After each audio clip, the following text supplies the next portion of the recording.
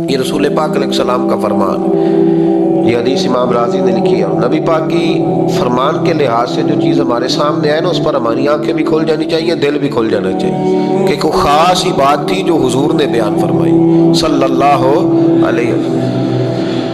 سرکار دو عالم علیہ السلام نے فرمایا، ایک آدمی نے 500 سال بغیر ریاکاری کے اللہ کی عبادت کی۔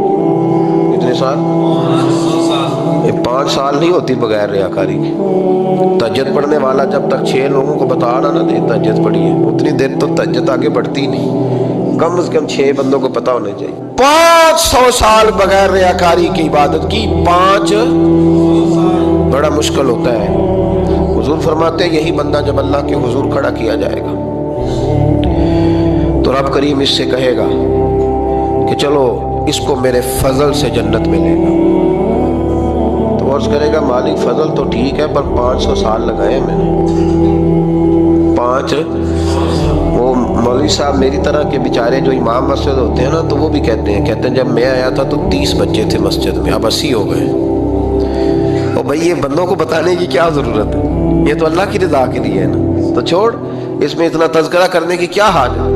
500 سال جس نے لگائے، بول پڑا یا اللہ 500 سال لگائے اور تو کہتا ہے کہ اس کو میرے فضل سے لے جاؤ۔ تو رب کریم نے فرمایا چلو کوئی نہیں، پھر انصاف کر لیتے، الٹی آنکھ کی روشنی نکال کے ترازو کے ایک پلڑے میں رکھو اور 500 سال کی بغیر ریاکاری کی عبادت دوسرے پلڑے میں رکھو۔ ایک آنکھ کی روشنی ایک پلڑے میں رکھ لو اور دوسرے میں 500 سال کی عبادت رکھ دی، اللہ اکبر۔ تو رب کریم نے فرمایا اب تولو۔ جب تولی تو وہ عبادت تھوڑی تھی اور ایک نعمت زیادہ تھی۔ اللہ نے فرمایا یہ تو بھائی اس کو تو 500 سال دیے تھے، یہ تو ایک نعمت کا شکر نہیں ادا کر سکا، پکڑو اس کو دوزخ میں ڈالو۔ یہ کر کے کیا ہے؟ پکڑو جہنم میں ڈالو، اس کو لے چلو۔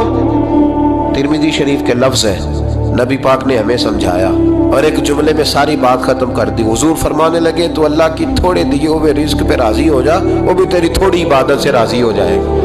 اور اگر تیرا پروگرام ہے نا لمبی چوڑی جائیدادوں کا، تو پھر سجدے بھی لمبے کر، پھر لمبے کرنا تو بھی۔ یہ کیا بات ہوئی؟ یہاں جتنی دولت بڑھتی جاتی ہے عبادت سکڑتی جاتی ہے، وقت ہی نہیں، ٹائم ہی نہیں، یہ بڑھا پھر۔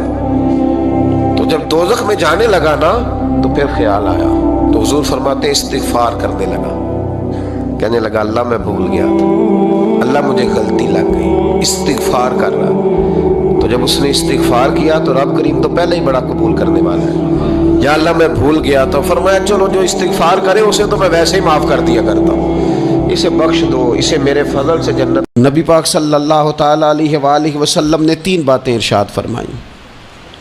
سب سے پہلے حضور نے نجات کے لیے جو بات ارشاد فرمائی وہ بڑی قابل غور ہے اور سمجھنے والی ہے۔ حضور علیہ السلام نے پہلی بات ارشاد فرمائی، فرمایا اگر تو نجات چاہتا ہے تو اپنی زبان کو اپنے قابو میں رکھ، اپنے بولنے پر کنٹرول کر، تول کے بولنا شروع کر، اپنے لفظوں کی حرمت کا خیال کر۔ اپنی زبان پر جو بندہ کنٹرول پا گیا، یہ پہلی علامت ہے نجات کی۔ اور ایک مقام پہ نبی پاک علیہ السلام نے یوں بھی بیان فرمایا، فرمایا تم مجھے گارنٹی دو 2 چیزوں کی اور مجھ سے گارنٹی لے لو جنت کی۔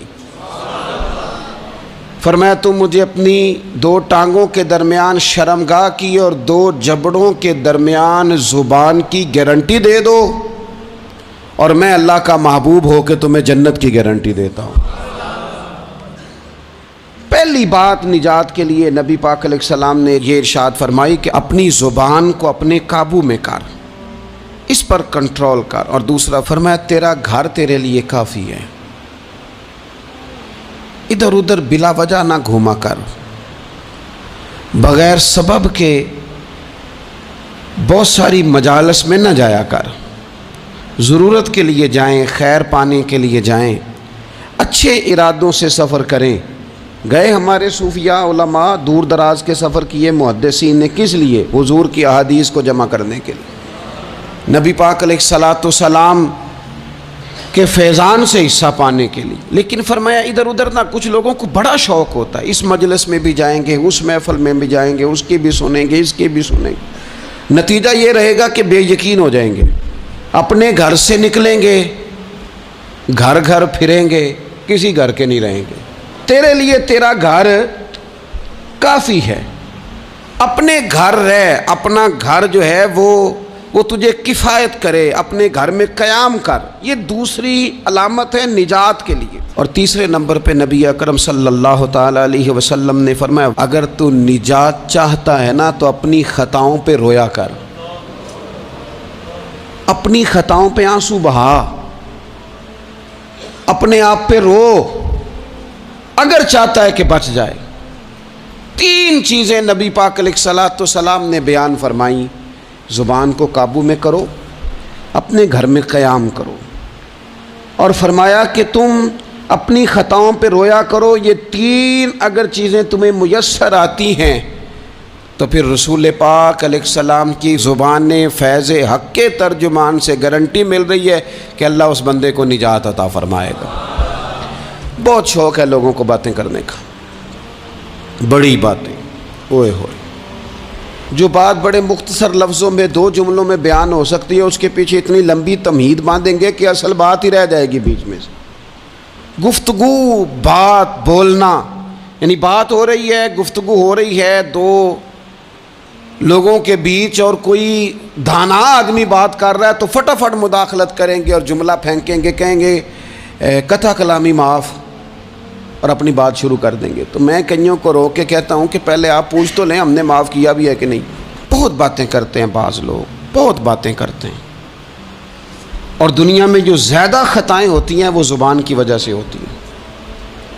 عملاً کوئی کسی کو کیا تکلیف دے گا, ہاتھ کوئی کسی پہ کیا اٹھائے گا, لیکن لفظوں کے تیر, جملوں کے ترش لہجے اور زبان کی کڑواہٹ. حضرت عثمان غنی رضی اللہ تعالیٰ عنہ فرمایا کرتے تھے کہ زبان تو روح کو گھائل کر جاتی ہے, بندے کو اندر سے توڑ کے رکھ دیتی ہے یہ زبان. بہت سارے لوگ تھے, انہوں نے بہت سارے جملے زندگی میں بولے. میں یقین سے کہتا ہوں کہ انہیں بھی پچھتاوا ہوا کہ یار مجھے یہ والا لفظ نہیں کہنا چاہیے تھا, لیکن کاش یہ بعد میں پچھتانے سے پہلے آپ سوچ لیتے.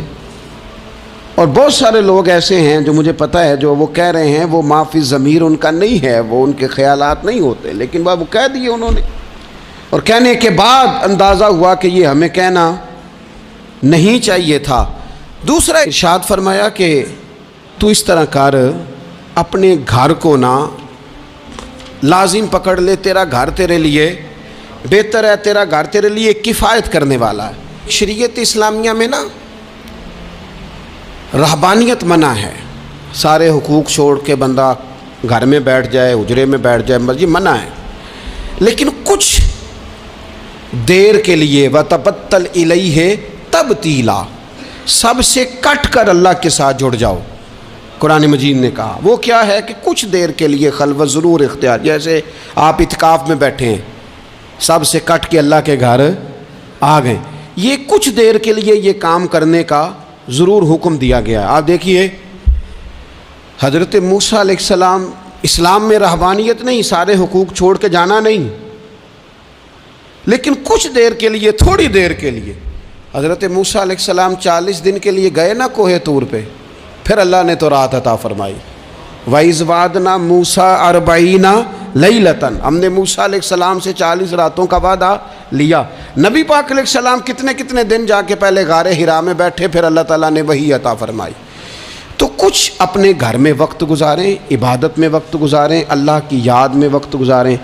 سارا وقت گھومنے میں پھرنے میں ضائع نہ کر دیں. کچھ لوگ ایسے ہیں عبادت کے لیے بٹھاؤ تو تھکے ہوئے ہیں, اور ان سے کو کہیں جانا ہے تو وہ تیار بیٹھے ہیں. تو کچھ اوقات اپنے اس پر بھی لگائیں. اور تیسری بات جو ارشاد فرمائی گئی وہ یہ ہے کہ اپنی خطاؤں پہ رویا جائے. ہم نہ بڑا تبصرہ کرتے ہیں, بڑا رونا آتا ہے کسی کی مظلومیت پر, کسی کے دکھ پر, ملکی حالات پر, لوگوں پر, اچھی بات ہے, لیکن نجات کے لیے ضروری ہے کہ انسان اپنی خطاؤں پر بھی روئے. اور نبی اکرم صلی اللہ تعالیٰ علیہ وسلم نے فرمایا کہ اگر تمہیں اللہ کے خوف سے آنکھ سے اتنا قطرہ بھی نصیب ہو گیا جتنا مکھی اور مچھر کا پر ہوتا ہے, تو اللہ تبارک و تعالیٰ اتنا بھی تمہاری آنکھ سے آنسو نکل گیا تو جس طرح بھینس کے تھنوں سے نکلا ہوا دودھ دوبارہ تھنوں میں نہیں جاتا، تم بھی دوزخ میں نہیں جاؤ گے۔ اور دو آنکھیں اللہ کو بڑی پیاری ہیں۔ یا رسول اللہ کون سی؟ فرمایا کہ جو رب کی رضا کے لیے پہرا دیتی ہے، اور ایک وہ آنکھ جو اللہ کے خوف میں آنسو بہاتی ہے۔ یہ دو آنکھیں اللہ کو بڑی پیاری ہیں۔ تو اس لیے یہ تین باتیں آپ نے نہیں بھولنی۔ ایک تو یہ کہ اپنی زبان کی حفاظت کریں، ایک اپنے گھر میں، مسجد میں، اجرے میں کچھ دیر بیٹھ کے اللہ کو